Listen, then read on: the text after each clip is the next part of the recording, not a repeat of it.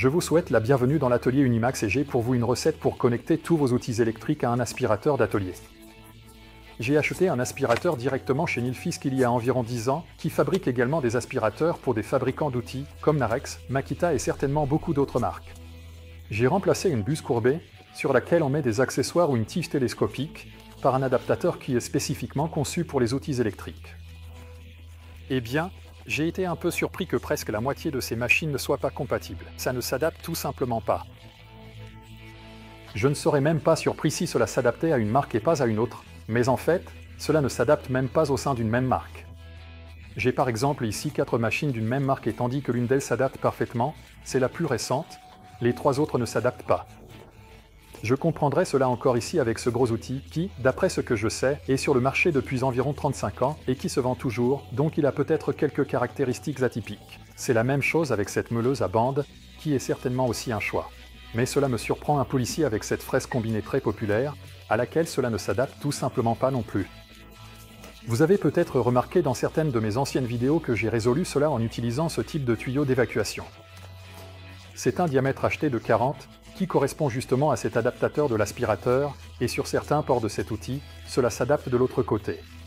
Cependant, ce n'est pas le cas pour tous, donc je dois avoir plusieurs de ces pseudo-adaptateurs pour couvrir toutes ces machines dans lesquelles il n'est pas possible de les brancher directement.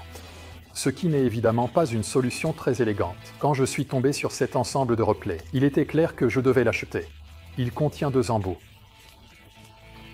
Et on peut encore acheter 2 autres séparément, donc c'est ce que j'ai fait. Et je parie que tout comme pour moi, cela couvrira tous les avantages que vous avez dans votre collection d'outils électriques. Un autre avantage de ces embouts est qu'ils sont vraiment souples, ce qui vous permet de les adapter à des formes atypiques, comme des sections ovales, par exemple.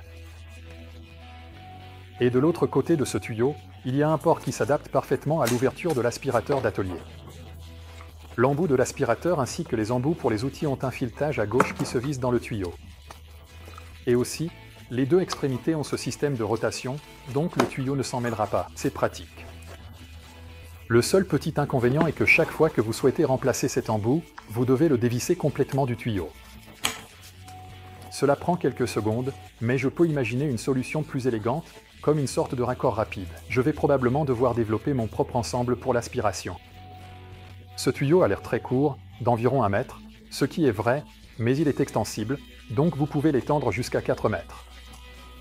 Cela a son avantage. Par exemple, lorsque vous poncez une grande surface et que vous déplacez la meuleuse d'avant en arrière, vous évitez ce problème où le tuyau classique frotte contre le bord de la plaque que vous travaillez. Le système d'aspiration de Rockley m'a non seulement résolu des problèmes avec des outils électriques à main, mais même avec une scie à table. J'ai assez négligé l'utilisation de ce capot avec extraction, car une fois que vous branchez ce tuyau à un grand aspirateur d'atelier, cela ne fonctionne pas du tout. Donc, j'ai pensé que je pourrais y connecter un aspirateur d'atelier. Mais celui-là ne s'adaptait pas. Mais maintenant, l'un de ces embouts s'adapte comme un gant.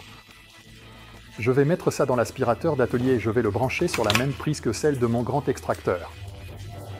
J'ai la prise à télécommande, donc je peux démarrer les 2 aspirateurs en même temps. Et ça fonctionne vraiment très bien. Vous vous demandez peut-être pourquoi je m'inquiète autant de l'aspiration. Eh bien, en plus de vouloir garder l'atelier relativement propre, ce qui, je comprends, ne fait pas forcément envie à tout le monde. C'est aussi bon pour les voies respiratoires. J'utilise certains masques filtrants, mais quand je veux faire juste quelque chose de petit et rapide, je ne le mets évidemment pas. Et c'est là que l'aspiration est vraiment utile. Vous trouverez les liens vers tous les produits comme d'habitude dans la description sous la vidéo. Merci d'avoir regardé, prenez soin de vous et j'ai hâte de vous revoir bientôt dans l'atelier.